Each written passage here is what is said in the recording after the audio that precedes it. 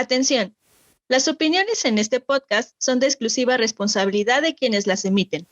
Por lo tanto, no representan necesariamente la posición de Habitando Ando.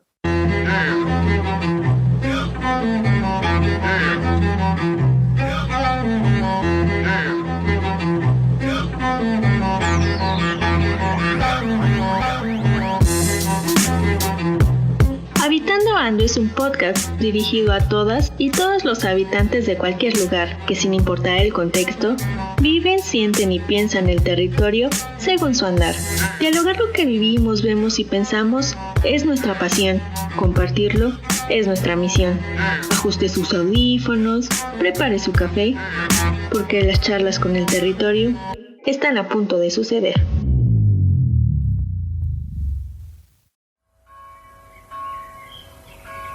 Buenos días, Laura. ¿Cómo has estado? Buenos días, Juan. Qué gusto verte. Pues aquí bien, haciéndome un lugarcito para poder participar en la asamblea que convocaste. Hola, buenos días a todos. Buenos días, Ana. Estaba por contarle a Laura lo importante que es la asamblea de hoy. La persona que ven parada en la puerta de la iglesia es el arquitecto que nos dará una plática en cuanto llegue el presidente municipal. Ah, mira, pues ahí viene. Sí es Carlos, ¿no? Sí es él. Oigan, todos adentro de la iglesia. Ya vamos a comenzar. Buenos días, habitantes de esta hermosa comunidad. Me da gusto tenerlos presentes en esta reunión. Hoy hablaremos sobre un tema muy importante, que es la reconstrucción de sus viviendas debido a los daños que sufrimos todos en el sismo pasado. Sé que les genera mucha inquietud y es por esto que tenemos un invitado muy especial para explicarnos todo lo relacionado con este nuevo proyecto. Arquitecto Miguel, si me hace el favor. Gracias, presidente Carlos, y gracias a toda la comunidad que aquí presente. Me presento, soy el arquitecto Miguel, originario de Guadalajara, pero tengo algunas raíces en esta comunidad. Cuento con una trayectoria amplia que incluye proyectos de diseño y remodelación de viviendas en todo el país. La idea principal de este proyecto es reconstruir sus casas debido a los daños que sufrieron, utilizando los materiales más nuevos que existen. Discúlpeme usted, pero ¿de qué materiales se está refiriendo? Mira, arquitecto, le presento a Juan. Él es el líder de nuestra comunidad.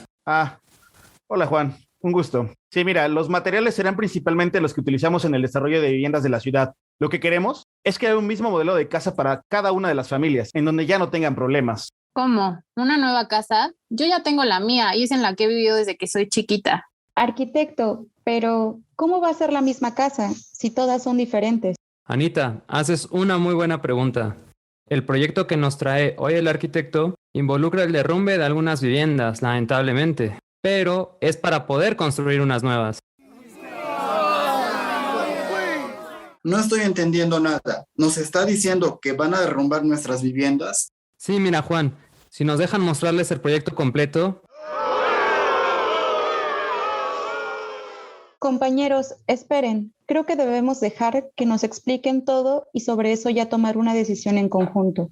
Yo creo que lo correcto hubiera sido que nos preguntaran desde antes qué queríamos y ya con eso hacer una propuesta. Yo prefiero los materiales y espacios que tiene mi casa. Sí, Laura tiene razón. Laura tiene razón. Sí, Laura tiene razón. A ver, todos calmados. Sin faltar el respeto, le voy a decir algo, presidente Carlos. Creo que como comunidad estamos de acuerdo que este no es el proyecto adecuado para nosotros. ¿Cómo? No entiendo el disgusto. Mis diseños y proyectos han ganado premios a nivel internacional. Yo no estoy dispuesto a cambiar mi proyecto, que es perfecto. Está bien, arquitecto, hay que tranquilizarnos. Está bien su posición, y también la de usted, Juan. Creo que tenemos que buscar otra solución. ¿Y tú, habitante? ¿Con quién estás de acuerdo?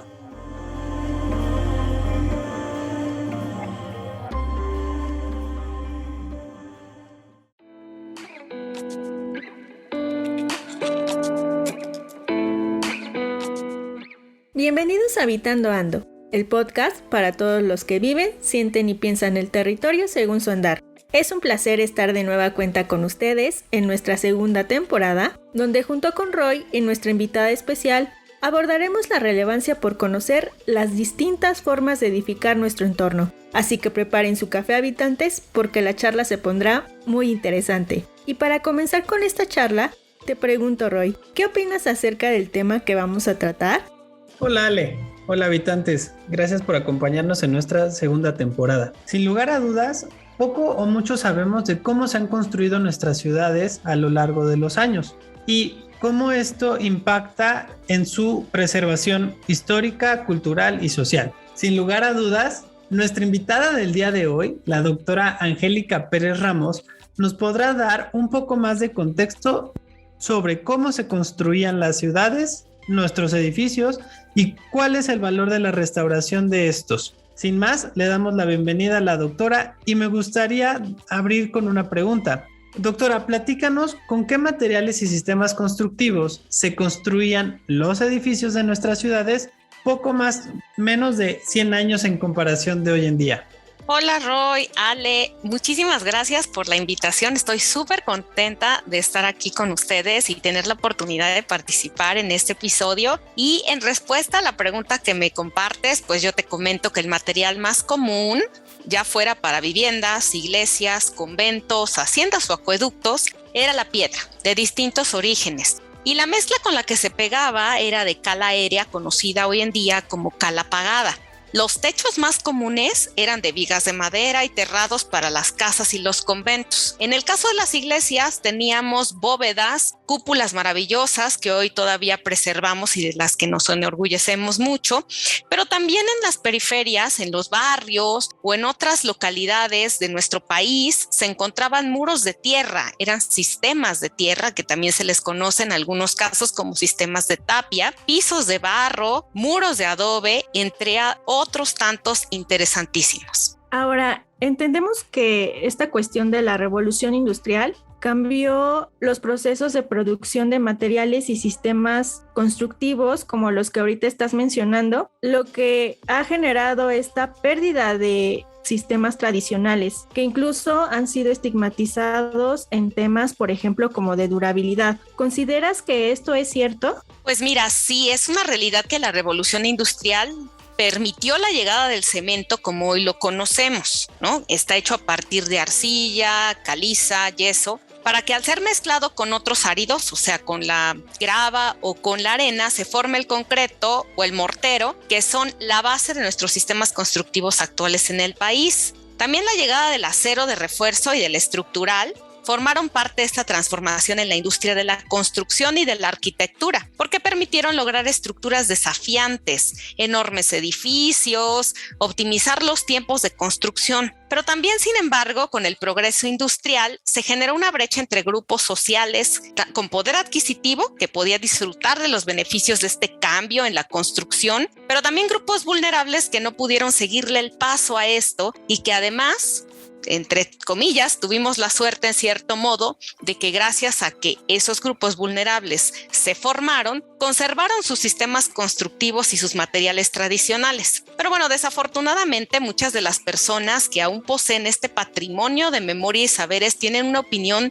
que subestima y se avergüenza de ese patrimonio edificado y tienen aspiraciones hacia el cemento, creyendo de manera equivocada que este material es un sinónimo de progreso y durabilidad. De hecho, en ese sentido, nosotros notamos o sabemos más bien que en México más del 60% de las viviendas son autoproducidas, lo que implica que los habitantes aún conservan esa memoria para construir, como bien lo mencionabas. Sin embargo, en muchas de las técnicas tradicionales de autoconstrucción se han ido perdiendo. ¿A qué crees que se debe este fenómeno? Pues mira, yo pienso que es muy cierto aquello que dicen de que lo que no se conoce, pues no se puede amar y por lo tanto no se puede conservar. Desafortunadamente, con los nuevos materiales constructivos, de los que ya hablábamos que para nada son negativos o indeseables, pues el enfoque de la economía del sector de la construcción se orienta a las demandas actuales de manera obvia y deja de lado aquello que no responde a los intereses financieros de la industria. Y entre esto,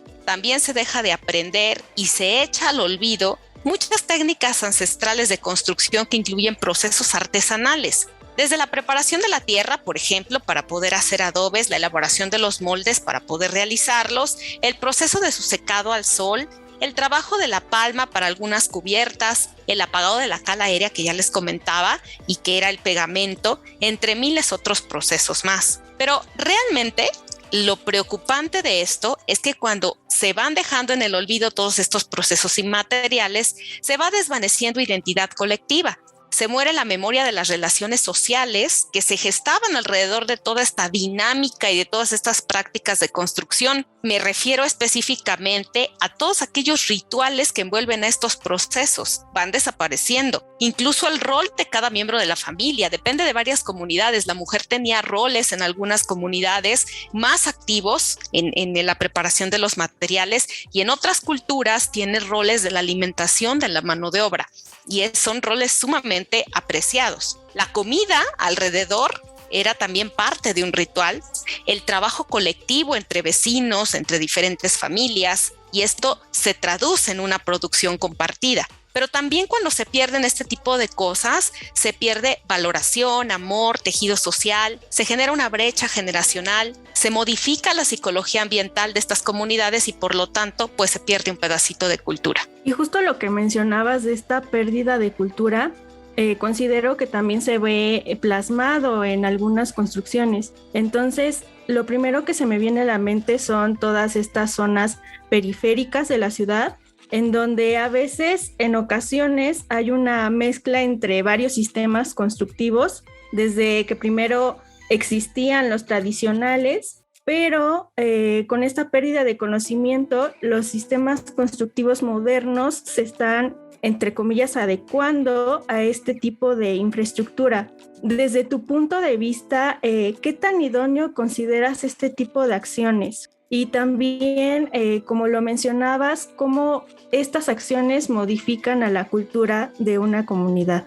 Pues fíjate, Ale, que para esta pregunta podríamos dar muchas respuestas, ¿no? Dependiendo de la perspectiva con la que se mire. Pero bueno, por ejemplo, desde el punto de vista constructivo, podría contarte brevemente que los sistemas constructivos antiguos o conocidos como tradicionales fueron diferentes a los sistemas que hoy en día usan concreto. Entonces, aunque sí es posible fusionarlos, sí es posible que se combinen, la verdad es que se debe de conocer muy bien cómo hacerlo para garantizar la compatibilidad entre ambos y evitar peligros para las personas o problemas como humedades, entre otros tantos. Además de garantizar el respeto a estos inmuebles que se han ganado su lugar en la historia y que ya dijimos que atestiguan cultura. Pero también cuando algunas de las mezclas entre sistemas antiguos y nuevos son desafortunadas, pues no solo dejan ver un desconocimiento sobre los peligros que implica, sino que también nos hablan de una subestima. Lamentablemente, muchas personas piensan que los sistemas y materiales antiguos no son seguros,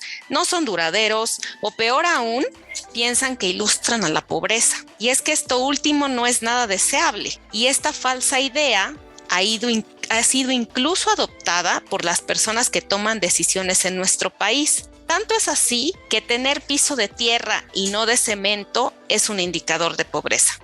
Entonces, en muchas ocasiones vemos muros de adobe que tienen castillos con la falsa idea de que así estarán más seguros. En otros casos vemos que muchas casas han sido derrumbadas de forma incluso total porque se piensa que no tenían cimientos seguros o que este tipo de construcciones no soportan sismos, pero pues la realidad es que el daño por sismo a un edificio antiguo o incluso a un edificio nueva no radica totalmente en el tipo de sistema o material con el que está construido, y que lo que sí es un daño seguro y muy grave es invisibilizar sectores culturales y sesgar el imaginario de las personas hacia ideas erróneas que responden a unos cuantos intereses, o sea, a intereses particulares. Precisamente hablando de los intereses particulares y como bien nos los mencionabas acerca de estos intereses económicos que hay en relación al tema de la construcción, pareciera que a algunos les conviene que se pierda este conocimiento tradicional y simplemente se automatice o sistematice la industrialización de la construcción. ¿Cuál es tu punto de vista? Pues mira, Roy, quizás no es tanto que convenga, pero es verdad que el interés en rescatarlos no es el mismo que el que se tiene por invertir en los nuevos, lo cual, insisto, no es que esté mal. Lo que pasa es que al minimizar a los sistemas y materiales tradicionales, no solo se pierde materialidad, se pierde el derecho a disfrutar de prácticas culturales de herencia ancestral, por lo tanto, se pierde patrimonio. Se modifica la perspectiva de valorización por la de vergüenza. Se estigmatiza, se realizan asociaciones inequitativas con el progreso y la pobreza. Desafortunadamente, el interés en la formación de recursos humanos, hablando de universidades, el aprendizaje de oficios, hablando de nuestros albañiles, de la mano de obra de construcción, o el interés de la propia industria de la construcción, responde pues a la demanda del mercado. Y si la demanda del mercado no tiene a la población en el centro de interés, obviamente tampoco tendrá como prioridad conservar las prácticas culturales y los saberes heredados que tienen lugar alrededor del mágico mundo de construir con sistemas antiguos. Y esa forma de construir involucra también a construir el hogar en donde el derecho del habitar un territorio tiene su origen. Entonces, es poco probable que se apueste por diseñar con materiales antiguos o materiales naturales. Esa es la realidad. Y creo que un punto que ahorita trataste fue esa preparación. Y, por ejemplo, en el trabajo de los albañiles, yo siento que es un ejemplo de cómo esta información está pasando de boca en boca, ¿no? Para poder generar conocimiento, pero pareciera que los nuevos materiales y tecnologías va a generar como esta pérdida de conocimiento tradicional. ¿Estoy en lo correcto o tú qué piensas? Sí, mira, yo creo que desafortunadamente la formación en el oficio como albañil y otros tantos también responden a la demanda. Entonces, si nadie construye con este tipo de técnicas, ellos ya no encuentran razón para aprenderlas. Y si además ellos malaprenden que tener pisos y muros de tierra es sinónimo de pobreza, tampoco van a querer saber algo sobre ello. En varias obras en donde he tenido el privilegio de participar con sistemas y materiales antiguos o tradicionales, he escuchado comentarios de nuestros albañiles, quienes ante un proceso de apagado de cal aérea, por ejemplo esta cal que les platicaba, dejan ver que sus abuelos sí lo practicaban, sí lo conocían y se sabían todos los trucos para esta técnica. Y es de sorpresa para ellos porque la cal aérea es una piedra que se extrae del cerro, de la cantera, luego se calcina o se quema a 1200 grados y ya cuando se enfría totalmente se le añade agua y se mezcla para formar cal apagada, que es un pegamento que se utilizaba antes y ya se unía con la arena para poder hacer la mezcla. Pero cuando se está haciendo este proceso de mezclar la cal con el agua, la verdad es que la mezcla hierve, te saltan las piedritas y puede quemar a las personas. Entonces, se trata de un proceso que le debes de saber bien, ellos lo deben de conocer, deben de saber en qué momento dejarle de mezclar. Es un proceso artesanal, la realidad, y es que ese proceso antes era de dominio público. Es decir, todos sabían hacerlo, todos sabían cómo usarlo para construir o arreglar sus casas y lamentablemente hoy ya casi nadie lo conoce. De hecho, precisamente hablando de este dominio público y de este conocimiento, pareciera que tratar las construcciones, ya sea restaurarlas o algún tema de bioarquitectura, se tiene la idea que se ha privatizado esta técnica y entonces recurrimos a especialistas. ¿Cuál crees que sea tu punto de vista? ¿Hay una brecha en el dominio público en la transmisión de este conocimiento? Bueno, es claro que esto que expones sí es una conclusión que podría darse, porque como ya comentábamos, nuestras construcciones actuales ya no incluyen materiales antiguos o técnicas ancestrales, de tal modo que lo que antes era conocido por todos, pues hoy se ha convertido incluso en un mito y en el conocimiento de unos cuantos. Y de hecho, hoy en día hay que estudiar de nuevo y especializarse para reconocer a estos sistemas y poder trabajar con ellos nuevamente. Son varios los interesados en el ámbito de la investigación y otros tantos en el ámbito del campo de la ejecución directa de la obra. Tanto se han dejado en el olvido estos saberes que la memoria colectiva ha desaparecido y ahora solo unos cuantos lo conocen. Incluso hay que controlar su uso para garantizar su buen trato. Sin embargo, muchas veces en el afán de regular este conocimiento rescatado, se nos ha olvidado que es muy importante regresarle a la población ese conocimiento, que fue recuperado de manera equitativa para que los grupos vulnerables con menores recursos económicos sean capaces de mantener sus viviendas en buen estado, o de mejorarlas, o de realizar nuevas a partir de sistemas y materiales que eran de ellos, que además son muy amigables con el ambiente y que permiten acceder al confort para habitar. Pero sobre todo, al retribuir el conocimiento a la población, se le entrega en un paquete la posibilidad de revalorar su patrimonio cultural.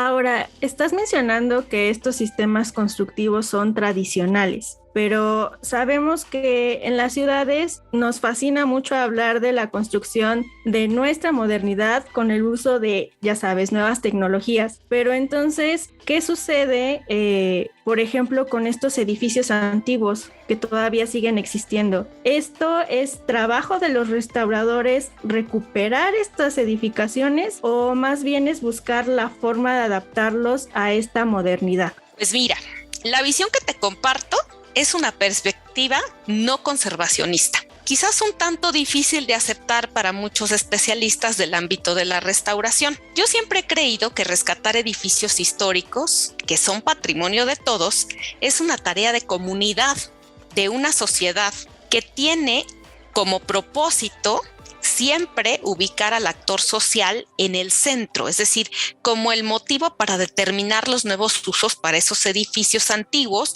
que en este momento la realidad es que ya no funcionarían en su uso original en muchos de los casos. Yo creo que las ciudades antiguas o las ciudades históricas deben permanecer vivas. Es decir, que los usos de los edificios deberán procurar que la gente siga viviendo en donde nació, en donde su familia tiene raíces, en donde puede seguir trabajando, en donde se puede recrear. Creo que así todos, así como todos tenemos derecho a la ciudad en su parte histórica es de la gente. La ciudad se debería de cuidar y restaurar para la gente y no al revés, como muchas veces se hace. Es decir, no podría ser más importante conservar un edificio histórico solo por seguirlo apreciando, sino por seguir viviéndolo.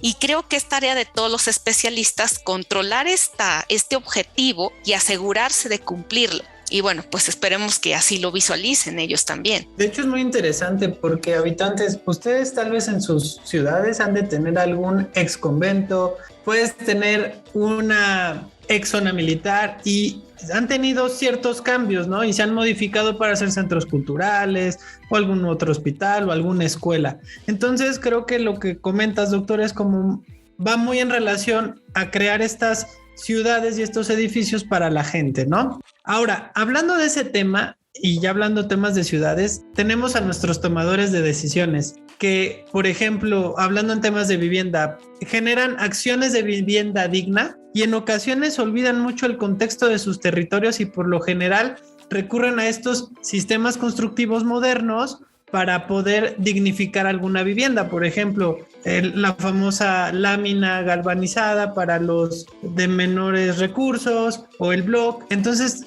al parecer también hay una falta de entendimiento entre los involucrados, ¿no? Entre el tomador de decisión que no ve bien las necesidades de vivienda digna para el habitante y el habitante que pues está acostumbrado a que eso es lo moderno y con eso tiene que vivir. ¿Cómo lo ves tú? Pues mira, desafortunadamente, como ya lo comentábamos, los tomadores de decisiones no son siempre los que conocen la riqueza cultural que está en riesgo y que se encuentra detrás de los sistemas constructivos antiguos o vernáculos. Y lamentablemente, ante situaciones de emergencia, como por ejemplo cuando sucede un sismo o ante la creciente demanda de la vivienda de interés social que ya platicábamos, suelen responder con una planeación urbana, con materiales y procesos que implican los costos más competitivos y el menor tiempo de respuesta. Ese es realmente el objetivo. Pero desgraciadamente, estos parámetros no están alineados al interés de conservar la memoria, los saberes, la cultura, la identidad, pero también la sana relación del actor social con el entorno y el derecho a habitar, a vivir, a disfrutar de su pasado heredado, de los tan diversos grupos sociales que exigen, por tanto, un tratamiento particular. No se puede homogeneizar el tratamiento como si se tratara de lo mismo. Mientras el actor social no sea el principal interés, continuaremos con parámetros que miden la pobreza, el progreso, el fracaso o el éxito en torno a un material, como el cemento, lamentablemente. Incluso lo que ahorita nos comentas y en las preguntas pasadas, pues nos damos cuenta de que en realidad, por un lado, pues se está privatizando este conocimiento y por otro lado, pues las políticas existentes no nos están ayudando mucho. Entonces, ante toda esta problemática, ¿cómo volver a poner en valor estos materiales que pertenecen realmente a la memoria colectiva y que en realidad no es como un material industrializado como el cemento? Pues yo considero que la investigación por parte de alumnos y de académicos en todas estas entidades de conocimiento que nosotros llamamos universidades, debe de perseguir no solo el éxito individual, sino más bien debe de buscar recuperar la equidad social, una equidad territorial, a través de poner de nuevo en valor a los materiales y sistemas constructivos, pero no solo por sus propiedades, sino más bien porque su recuperación implica el rescate de dinámicas sociales muy interesantes, de costumbres, de rituales, de identidades, de memoria, de significado, pero también de autoestima, de valor, de empoderamiento, de música, de oficios, de derechos. Y en esta búsqueda se trata de proteger al conocimiento para retribuir el acceso a la información en territorios que realmente son propiedad de otros y que muchos de nosotros entramos para obtener información. Entonces, en la búsqueda para retribuir, se procura también evitar su privatización, su comercialización. Es decir, lo que todos deberíamos buscar sería regresar al origen de la existencia del conocimiento, que es realmente el servicio a la sociedad, para acercarles lo que ha sido suyo, pero desde siempre, y brindarles las herramientas para conservar sus viviendas y derribar esa falsa idea de lo que dignificar significa. De hecho, doctora, sabemos que tu trabajo de investigación habla acerca del uso y la optimización de la cal. Por ejemplo, lo que nos acabas de comentar, de utilizar la investigación en beneficio de la población y de los habitantes. Entonces, en ese sentido, ¿nos podrías platicar algún hallazgo que más te ha sorprendido durante tus investigaciones? Sí, pues mira, la última investigación, la más reciente que realicé, se trató de una investigación multi e interdisciplinar. Quiere decir que se involucraron muchas disciplinas aparte de la arquitectura para poder lograr un buen estudio, un buen análisis sobre la cal aérea, que ya les platicaba que los albañiles en algún momento mezclaban con agua y demás, y se realizaron hallazgos muy interesantes para mejorar este material con la ayuda de la baba del nopal.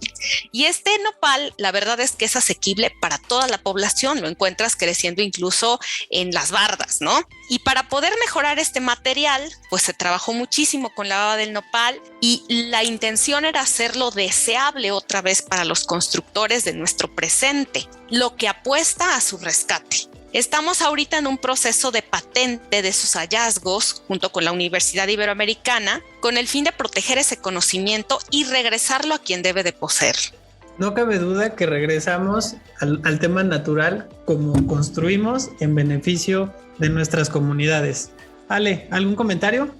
Sí, justo como lo acaba de mencionar la doctora Angie, es importante volver a rescatar y a dignificar aquellos saberes que anteriormente le pertenecían a la población, porque esta es una forma de empoderar y de hacer hincapié de que nosotros, como habitantes, tenemos el derecho al conocimiento que nos pueda brindar las herramientas necesarias para la gestión y construcción de nuestro hábitat.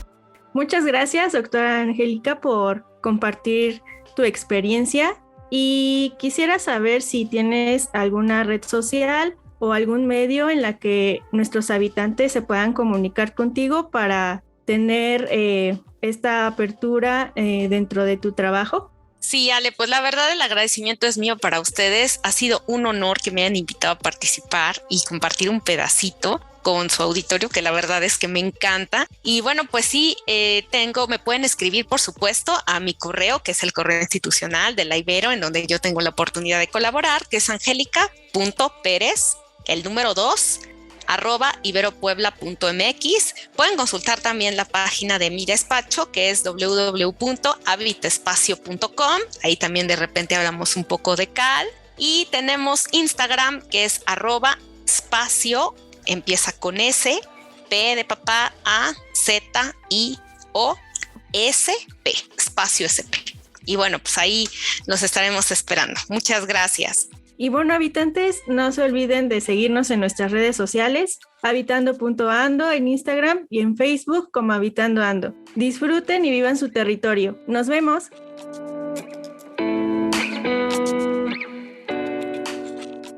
Habitando Ando es un podcast creado por académicos, alumnos y egresados de la maestría en Hábitat y Equidad Socioterritorial de la Ibero Puebla. Síguenos en Instagram como @habitando.ando y en Facebook como Habitando Ando. Música